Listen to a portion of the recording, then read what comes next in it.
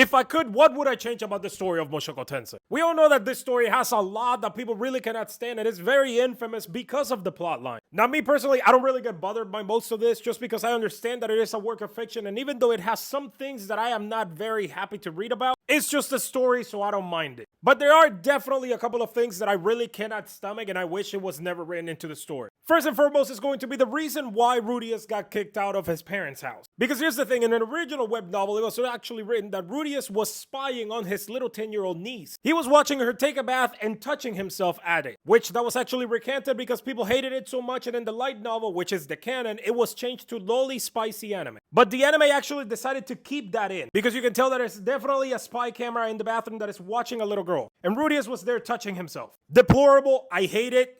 I don't understand why someone decided to actually put that into the story. It doesn't add anything to it. So I wish that would have been changed. Secondly is Rudius' obsession with Sylphie from the very beginning. In episode 4, when he's fantasizing about Sylphie and he's literally saying, we'll grow up together and I'll gradually raise her to be my ideal woman, that's just wrong. Because this part right here is literally saying he's going to groom a little child in order to become the ideal woman for him whenever she grows up. Which is a huge no-no for me. That never should have been part of the story. And there's absolutely zero defense that you can give this. I don't care just how much of a shut-in Rudius was, that he was deprived of all of this like relationships with normal people to know that that was wrong.